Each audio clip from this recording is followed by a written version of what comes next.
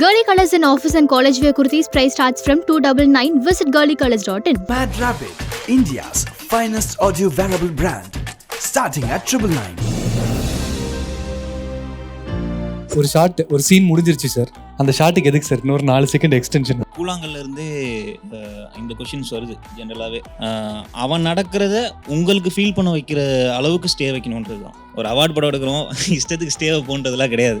எதுவுமே காரண காரியம் இல்லாமல் வெறும் டைம் டூரேஷன் நிகழ்த்தணும் கொண்டு போகணுன்றதுக்காக வச்சது கிடையாது. ஒரு ஷாட் முடிஞ்சோன்னு மட்டும் ஸ்டே வைக்கிறது இல்லை, முன்னாடியும் ஸ்டே வைப்போம். கேரக்டர்ஸ் என்ட்ரு ஆகிறதுக்கு முன்னாடியும் சில சமயம் ஸ்டே வைப்போம். ஐடியாஸ் இது இந்த மாதிரி ஒரு ஃபிலிம், இதை வந்து மினிமலாக பண்ணலாம் அப்படின்றது தான் பிளான் பண்ணி. Why do you need to restrict sir? இப்படி நல்ல படம் தானே, நல்ல படம் பெரும்பான்மையும் புரிக்க ஆரம்பிக்குது. ஸோ இதனால ரெஸ்ட்ரிக்ஷன் இருக்கு. இதோட அக்செப்டன்ஸ் எவ்வளோன்னு எங்களுக்கு தெரியல. இப்போ இதுவே வந்து ஒரு முயற்சி தான். படம் ரிலீஸ் ஆகிறப்போ நீங்கள் எக்ஸ்பெக்ட் பண்ணீங்களா 50 crores மேலே நாங்கள் கலெக்ட் பண்ணணும்? இப்போ 50 crores கலெக்ட் ஆகலை. இப்போ அதுக்கு முன்னாடி அதுக்குள்ளே கலெக்ட் ஆச்சு, அந்த ப்ரெஷர் நீங்கள் எப்படி ஹேண்டில் பண்ணுவீங்க? ஒன்றும் பண்ண முடியாது, ஆளுனா ஆகலை, அவ்வளவுதான். ஏன்னா ஒரு 2 நாள் வருத்தப்படுவோம். சின்ன ஒரு 5 கோடி ரூபா பட்ஜெட்டுக்கு வந்து ப்ரொமோஷன்ஸ் கம்மியாக பண்ணுறாங்க. அதே இது 50 கோடி 60 ரூபா பட்ஜெட்டுக்கு ப்ரொமோஷன் அதிகமாக பண்ணுறாங்க. அது ஏன் வந்து பட்ஜெட் கண்டென்ட் ரிலேட்டடாக பட்ஜெட் ஓகே, ஆனால் ப்ரொமோஷன்ஸ்க்கு ஒரே லெவலில் நம்ம செலவு பண்ணால் எல்லா படமும் நல்லா வெளியே தெரியும்ல. அப்படி இல்லை, ஃபர்ஸ்ட் 5 கோடி சின்னதுன்னு சொன்னீங்க தெரியுமா, எனக்கு அங்கேயே லைட் பண்ணாம. ஸோ என்னோட கொஸ்டின் ப்ரொடியூசருக்கு தான். ஸோ ஒரு டேரக்டர் வந்து உங்ககிட்ட கதை சொல்ல வரும்போது அப்பார்ட் ஃப்ரம் ஸ்டோரி அண்ட் அவங்க பண்ண ஷார்ட் ஃபிலிம்ஸ் தாண்டி நீங்கள் என்ன இன்புட்ஸ் எதிர்பார்ப்பீங்க அவங்ககிட்ட? இந்த பட்ஜெட் வைஸாக இருக்கலாம், இல்லை அவங்க என்ன ப்ரிப்பரேஷனோட வந்தால் நீங்கள் சாட்டிஸ்ஃபை ஆவீங்க? பட்ஜெட் கொஞ்சம் கஷ்டம், ஏன்னா ஃபர்ஸ்ட் டைம் டேரக்டர்ஸ்க்கு அதில் எவ்வளோ எக்ஸ்போஷர் இருக்குன்னு தெரியல. ஸோ அது எடுத்துகிட்டு அவங்க ப்ரொடக்ஷன் மேனேஜர்ஸ் கிட்டலாம் பேசி ஏதோ ஒரு பட்ஜெட் ஒர்க் அவுட் பண்ணி எடுத்துகிட்டு வந்தால் வில் பி ஹாப்பி. பட் அது மெயின் கன்ஸ்ட்ரெயின் இல்லை. மெயின் வந்து நான் முன்னாடியே சொன்ன மாதிரி எனக்கு பவுண்டு. அதுக்கப்புறம் இந்த படத்துக்கு இந்த டோனில் அதுக்கு நிறைய ஒர்க் இருக்குல்ல. நீங்கள் எனக்கு ப்ராப்பராக ஒரு பிச் டேக் மாதிரி பண்ணி எடுத்துகிட்டு வருவாங்க வித் லாக் லைன்ஸ், சினாப்சிஸ், படத்தோட கலர் எப்படி இருக்கும், மூட் எப்படி இருக்கும், மூட் போர்ட், இதெல்லாம் போட்டு எடுத்துகிட்டு வந்தால் இட் பி மோர், எங்களுக்கு இன்னும் பெட்டராக இருக்கும். அந்த ப்ராடக்ட் அவங்க எடுத்துகிட்டு வர கதை மேலே இன்னும் கான்ஃபிடன்ஸ் வரும், இன்னும் எங்களுக்கு ஆக்சுவலாக ஓப்பன் அப் ஆகும். ஏன்னா வெறும் நரேஷனை தாண்டி இந்த மாதிரி அடிஷ்னலாக எடுத்துகிட்டு வரது இஸ் ஆல்வேஸ் வெல்கம். எனக்கு ரொம்ப ரொம்ப கியூரியஸாக ஒரு கேள்வி வந்துச்சு சார். படம் பார்த்து முடிச்சுட்டு உங்களை தேடினேன் சார் நான் இன்னைக்கு. ஒரு சீன் முடிஞ்சிருச்சு சார், அந்த ஷாட்டுக்கு எதுக்கு சார் இன்னொரு 4 செகண்ட் எக்ஸ்டென்ஷன்? அவர் எதுக்கு சொன்னார் அதை?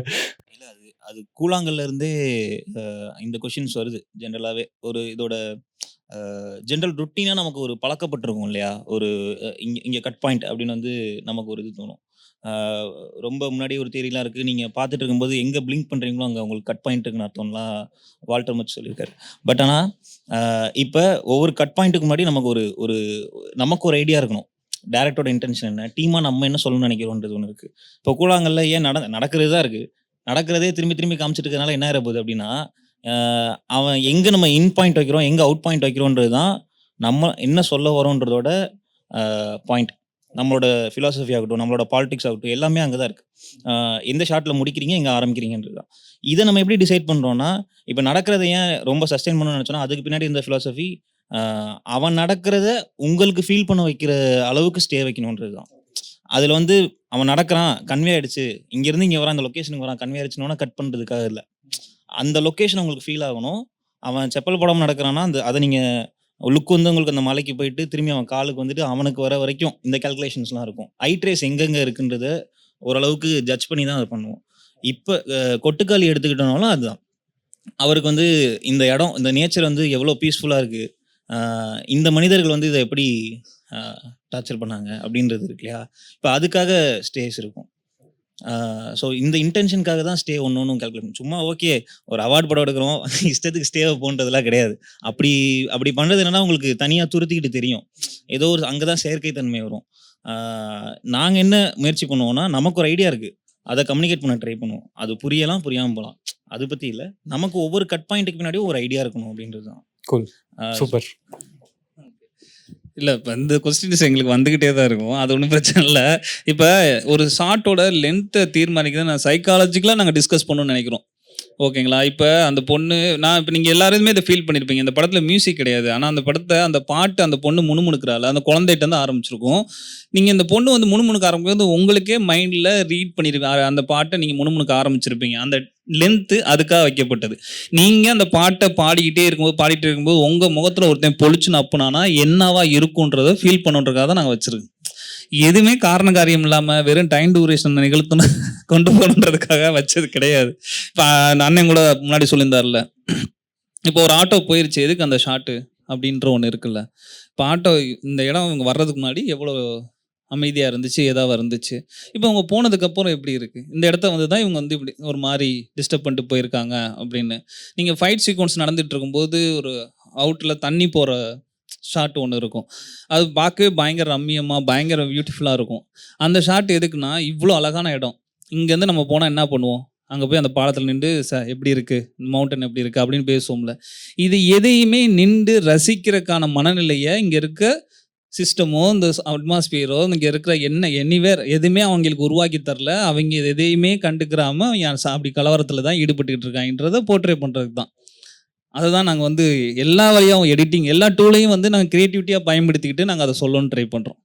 இதில் இன்னொரு பாயிண்ட்டு, இப்போது இதில் வந்து அந்த காளமாடு சீன் வரும் இல்லையா, அந்த காளமாடை வந்து அந்த ஒரு சின்ன குழந்தை வந்து இவங்க ஒரு பயங்கர மேட்சோவாக இருப்பார்.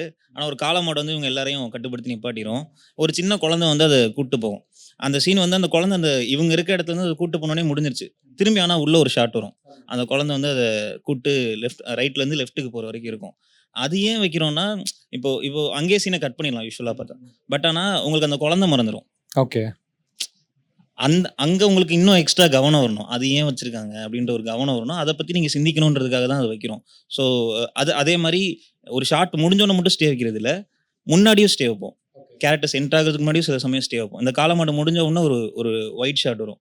அந்த ஒயிட் ஷாட்டில் ஒரு முன்னாடி ஸ்டே இருக்கும். எதுக்காக அதை வச்சோம்னா, இப்போ அவர் சொன்ன மாதிரி அடுத்து ஒரு ஈவெண்ட் உடனே வருது, பேடு மாற்றுறதுக்காக நிற்க போகிறாங்க. இப்போ அது ஸ்ட்ரெயிட்டாக வச்சோன்னா தப்பாக இருக்கும். அப்போ அவங்க ட்ராவல் பண்ணியிருக்காங்கன்றது ஒரு சப்கான்ஷியஸாக உங்களுக்கு ஃபீல் ஆகணும் இல்லையா. இப்போ ஒரு ஒயிட் ஷாட்டை வைக்கிறோம், அது எம்டியாக இருக்குன்னா, அப்போ இந்த தூரம் அவங்க எங்கேயா ட்ராவல் பண்ணியிருப்பாங்க, புரியுது, அவங்க என்ட்ரு ஆகிறதுக்கு முன்னாடி. இப்படி கால்குலேட்டிவாக தான் அது பண்ணுறோம். சூப்பர். ப்ரொடியூசர் சார்கிட்ட இப்போ அவுட் ஆஃப் த மூவி காமனாக ஒரு டவுட் கேட்குறேன். இப்போ நீங்கள் மூவி வந்து ப்ரொடியூஸ் பண்ணுறீங்கன்னா ஒரு பட்ஜெட் கொடுத்துருவாங்க. இப்போ 50 crores ஒரு பட்ஜெட்னா, இப்போ நீங்கள் படம் ரிலீஸ் ஆகிறப்போ நீங்கள் எக்ஸ்பெக்ட் பண்ணீங்களா 50 crores மேலே நாங்கள் கலெக்ட் பண்ணணும், இப்போ 50 crores கலெக்ட் ஆகலை, இப்போ அதுக்குள்ளே கலெக்ட் ஆச்சுன்னா அந்த ப்ரெஷர் நீங்கள் எப்படி ஹேண்டில் பண்ணுவீங்க சார்? ஒன்றும் பண்ண முடியாது, ஆளுனா ஆகலை, அவ்வளவுதான். இன்னும் ஒரு 2 நாள் வருத்தப்படுவோம். அதுக்கப்புறம் சரி அடுத்த படத்தில் எப்படியாவது மேட்ச் பண்ணணும் அப்படின்னு நினைப்போம். ஃபார்ச்சுனேட்டாக கொஞ்சம் கரெக்டாக பிளான் பண்ணி கரெக்டாக பிஸ்னஸை ஸ்ட்ரக்சர் பண்ணி படத்தை பட்ஜெட்டில் முடிக்கிறதுனால அந்த நிலைமைக்கு போனாலும் அதை ஹேண்டில் பண்ணுற அளவுக்கு இப்போ கொஞ்சம் லேர்னிங்ஸ் வந்திருக்கு இந்த 8 வருஷத்தில். ஸோ அது பண்ணிக்கலாங்க. நம்ம இந்த படம் மிஸ் பண்ணாலும் அடுத்த படத்தில் இதில் தப்பு பண்ணியிருப்போம்ல, அதெல்லாம் கரெக்ட் பண்ணிட்டோன்னா இங்கே மானிட்டரியாக இங்கே என்ன மிஸ் ஆச்சோ அதை ரெக்கவர் பண்ணிடலாம். Film business is a good business only. The bestest work of VFX என்னன்னா, அது விஎஃப்எக்ஸ்னு தெரியக்கூடாது. அதுதான் நம்மளோட வேலை தெரியாமல் செய்கிற ஒரே டிபார்ட்மெண்ட், ரொம்ப கஷ்டமும் கூடாது. இதில் விஎஃப்எக்ஸா பிஎஸ் வினோத் சார் உங்கள்கிட்ட சொல்லும் போது பிளேட்ஸாக நீங்கள் கேட்ட விஷயம் இதெல்லாம் எடுத்துகிட்டு வாங்கன்னு சொன்னது என்னென்ன? ஆக்சுவலாக அந்த காளமாடு சீக்வன்ஸ் விஎஃப்எக்ஸ் இருக்குது. மாடா காளமாடு சீக்வன்ஸில் அந்த பேர்டு வரும். ஓகே, ஆல்ரெடி நாங்கள் டிஸ்கஸ் பண்ணதான், ஸ்டோரி போர்ட் போட்டு தான் பண்ணணும் அந்த சீக்வன்ஸு. நான் சூப்பர்வைசிங் அங்கே லொக்கேஷனில் இருந்து தான் பண்ணேன். ஸோ பிளேட்ஸாக என்னென்னலாம் எடுத்தீங்க சார்? எனக்கு ஏன்னா டிஃப்ரென்ஸே பண்ண முடியல, எனக்கு இந்த இடத்துல இது விஎஃப்எக்ஸ், இந்த இடத்துல அது விஎஃப்எக்ஸ்ன்னு சொல்லி. ஸோ நீங்கள் இன்புட்ஸாக கொடுத்து எடுத்த ஷார்ட்ஸ் ஃபார் த விஎஃப்எக்ஸ் ஷார்ட்ஸ்னா? ஆக்சுவலாக நான் இன்புட்டாக கொடுத்து எடுத்த அந்த காளமாடு சீக்வன்ஸ் தான். ஓகே, மற்றபடி மூவியில் நிறைய எரேசிங் சீக்வன்ஸ் இருந்துச்சு. அந்த ஆட்டோ சீக்வன்ஸ் வந்து 2 ஆட்டோ யூஸ் பண்ணியிருப்பாங்க. கண்டினியூட்டியாக நிறைய சீக்வன்ஸ் ஒர்க் பண்ண வேண்டி இருந்துச்சு. எரர்ஸ் எல்லாம் பார்த்துக்கிட்டீங்க. நீங்கள் அசிஸ்டன்ட் டைரக்டர் செய்ய வேண்டிய வேலையை விஎஃப்எக்ஸ்ல பார்த்துருக்கீங்கன்னு. இங்கே நடக்கிற தப்பெல்லாம் வந்து அந்த ஒரு ஷார்ட்ல இந்த எலுமிச்சம்பளம் அந்த இதில் இல்லை, தயவுசெய்து நீங்கள் வச்சு விடுங்க அப்படின்னு அந்த மாதிரிலாம் இருக்கும். இல்லை, அது எல்லாருமே ஃப்ரெண்ட்ஸ் தான். இவர் வந்து என்னோட சப்வே ஷார்ட் ஃபிலிம்லேருந்து அதில் நடிச்சிருப்பாரு. எல்லாருமே ஃப்ரெண்ட்ஸ் தான். எல்லாருமே வந்து இந்த அவங்க உட்காந்துருக்கோம் சொல்லுவாங்க, இந்த சாப்பாடு கொண்டு வரவங்களுக்கு மட்டும் தான் நீ ஸ்கிரிப்ட் கொடுக்கல, மற்ற எல்லாத்துக்கும் ஸ்கிரிப்ட் கொடுத்து படிக்க வச்சிருக்க அப்படின்ட்டு. ஸோ அதனால் இவங்க எல்லாரோட கான்ட்ரிபியூஷனும் இருக்குது. இந்த ஆட்டோ வந்து நாங்கள் ஒர்க் பண்ணுறது, அந்த அறிபறியில் சில விஷயங்கள் நாங்கள் கரெக்டாக பண்ணிக்கும்போது அங்கேயும் ஸ்பாட்டுக்கு வந்து இவர் சில ஷார்ட்ஸ்க்கு இவரோட ஐடியா தேவைப்படும். ஆனால் அதை தாண்டியுமே அங்கே ஸ்பாட்டில் இருப்பார், வேறு ஏதாவது எந்த இது வந்துடக்கூடாது அப்படின்ட்டு. புதுசாக படம் பண்ண வர நியூ யங் டைரக்டர்ஸ்க்கு வந்து என்ன குவாலிஃபிகேஷனாக நீங்கள் என்ன எதிர்பார்க்குறீங்க? குவாலிஃபிகேஷன்லாம் இல்லைங்க, ஒரு நல்ல ஐடியா வேணுங்க, அது மட்டும்தான் மஸ்ட்டு. உங்கள் ஐடியா சின்னது பெருசுன்றதை தாண்டி it should be very interesting. And எல்லாருமே வந்து பண்ணுறதே பண்ணாமல், ஏன்னா இப்போ ஒரு ட்ரெண்ட் இருக்குல்ல, இப்போ இந்த மாதிரி படம் தான் ஓடுதுன்னா அதை மட்டும் யோசிக்கிறது. இந்த டைமில் இப்போ ஹாரர்னா ஹாரர், த்ரில்லர்னா த்ரில்லர், காமெடி அப்படி இல்லாமல் உங்களுக்கு என்ன வரும், உங்களுக்கு என்ன பிடிச்சிருக்கு. நான் ஃபிலிம் மேக்கிங்கிறது பர்சனல் உள்ளேருந்து வரும்போது அது இன்னும் பயங்கரமாக ஆகுது. அதுக்கு அவரே ஒரு எக்ஸாம்பிள். ஸோ உங்களுக்கு என்ன பிடிச்சிருக்குன்றதை யோசிச்சு நல்ல ஐடியாவாக மட்டும் எடுத்துகிட்டு வாங்க, அதுதான் மெயின். சார் இப்போ ஐடியாங்கிறது வந்து எல்லாரும் கிரியேட் பண்ணு, ஆனால் அதை எக்ஸிக்யூட் பண்ணுறதுங்கிறது வந்து சில பேரால தானே முடியும். அதை எப்படி நீங்கள் கண்டுபிடிப்பீங்க? அதுக்கு தான் பவுண்டு கேட்குறோம். உங்கள் ஐடியாவை நீங்கள் உங்களால், ஆமாம், இப்போ நீங்கள் யோசிச்சதை எவ்வளோ கன்வின்சிங்காக ஒரு பேப்பரை எழுதுறீங்கன்றது தான் அந்த பவுண்டோட இது. லைக் இந்த பைலட் அந்த மாதிரி எதனா எதிர்பார்ப்பீங்களா? பைலட் இருந்தால் பெட்டர், பட் எனி டே பைலட்டோட இதுதான் இன்னும் பெட்டர். ஏன்னா இதுதான் உங்களோட கம்ப்ளீட் ஐடியாவை ரிஃப்ளெக்ட் பண்ணும். அண்ட் அந்த படிச்சுட்டு நீங்கள் எடுக்கிற பைலட்டை வச்சு எங்களால் கம்பேர் பண்ண முடியும். இது எழுதியிருக்காரு ஆனால் இது இவர் எடுக்கலை அப்படின்ற ஒரு புரிதலும் வரும், இது எடுத்துட்டாருன்ற அண்டர்ஸ்டாண்டிங்கும். இந்த படம் கொட்டுக்காளி வந்து 1 hour 43 minutes run time, 103 minutes from not wrong. So இதில் வந்து ஒரு நாளைக்கு ஒரு 3 மணி நேரம் ஒரு படம் இருக்குன்னா ஒரு நாளைக்கு 4 ஷோ ஓட்டலாம். பட் 1 மணி நேரம் 43 நிமிஷம் போது 5 shows ஓட்டலான்றது ஒரு ஆடட் அட்வான்டேஜாக இருந்திருக்கும் ஒரு பாயிண்ட்ல. அந்த விஷயத்தை நீங்கள் எப்படி ஹேண்டில் பண்ணுறீங்க பார்த்தீங்க? இல்லை அப்படி இல்லையா, அப்படி யோசிச்சிருந்தா இன்னும் நிறைய ஸ்க்ரீனில் போட்டிருக்கலாமே படத்தை. அந்த மாதிரி இல்லை, இது வந்து ஒரு லிமிட்டட் ஸ்க்ரீனில் பண்ணணும் அப்படின்றது தான் ஐடியா. சின்ன டியூரேஷன், ஸோ நிறைய ஷோ ஓட்டிக்கலாம் அப்படின்னா நம்ம ஆப்வியஸாக நிறைய தேட்டர்ஸில் போட்டிருக்கலாம். அது ஐடியாவே இல்லை. ஐடியாஸ் இது இந்த மாதிரி ஒரு ஃபிலிம், இதை வந்து மினிமலாக பண்ணலாம் அப்படின்றது தான் பிளான் பண்ணி. நீட் டு ரெஸ்ட்ரிக்ட் சார், இப்படி நல்ல படம் தானே, நல்ல படம் பெரும்பான்மையும் புரிக்க ஆரம்பிக்குது. ஸோ இதனால ரெஸ்ட்ரிக்ஷன் இருக்கு. இதோட அக்செப்டன்ஸ் எவ்வளோன்னு எங்களுக்கு தெரியல. இப்போ இதுவே வந்து ஒரு முயற்சி தான். இப்போ இந்த படம் வந்து எங்களுக்கு கொடுத்துருக்க லேர்னிங், மேபி நெக்ஸ்ட் படத்தில் வந்து இன்னும் நிறைய ஸ்க்ரீன்ஸ் போடலாம். இது ஒரு ஸ்டார்டிங் ஸ்டெப். இந்த மாதிரி படங்களை அது ஆர்ட் ஃபிலிம் சொல்லாமல் நாங்கள் யூஸ் பண்ணுற வேர்டு என்னென்னா மெயின் ஸ்ட்ரீம் கண்டென்ட் ஓரியன்டட் ஃபிலிம்னு சொல்லுவோம்.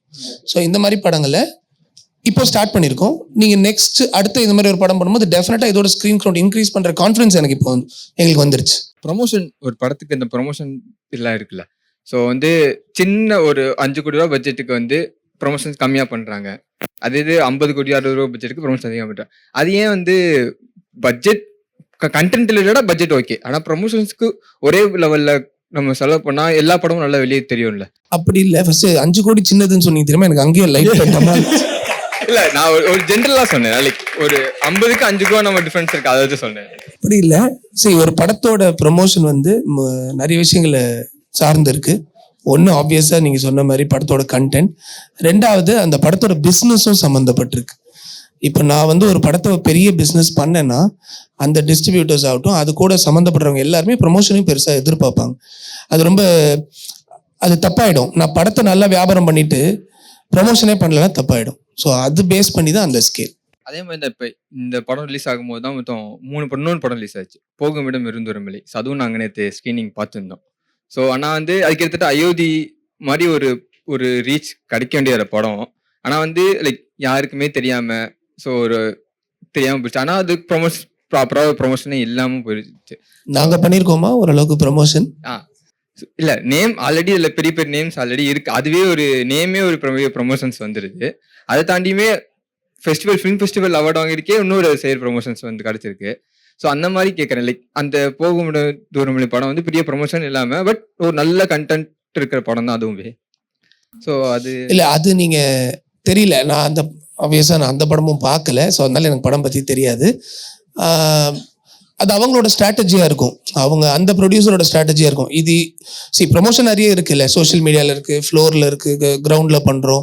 ஸோ அவங்க என்ன ஸ்ட்ராட்டஜி எடுத்திருக்காங்கிறத பேஸ் பண்ணி நம்ம ஸ்ட்ராட்டஜி வந்து மோரலெஸ் சோஷியல் மீடியா அண்ட் கமர்ஷியல் ஃபிலிம்ஸ்க்கு ஏற்ற மாதிரி ஒரு டிவி ஸ்பாட்டோ அதெல்லாம் போடாமல் நம்ம இந்த படம் ஒரு செட் ஆஃப் ஆடியன்ஸ் அவங்களை எப்படி ரீச் பண்ணுன்ற ஐடியாவில் பண்ணது தான் நம்மளோட ப்ரொமோஷன். இந்த மாதிரி அவங்ககிட்ட ஒரு ஸ்ட்ராட்டஜி இருக்கும், நிச்சயமாக இருந்திருக்கும். இப்போ வந்து ஒரு படம் நம்ம வந்து ஒரு டேரக்டர் கதை சொல்லிடுறாரு, ஓகே ஃபைனல் பண்ணி நம்ம முடிச்சிட்டோம். அப்போவே ப்ரொமோஷன்ஸ்க்கான பட்ஜெட்டு முன்னாடியே டிசைட் பண்ணிடுவோமா, இல்லை வந்து அது கடைசியாக தான் லைக் எப்படி வந்திருக்குன்னு நம்ம முதல்ல ஒரு ரஃபா ஒரு நம்பர் அரைவ் பண்ணுவோம்.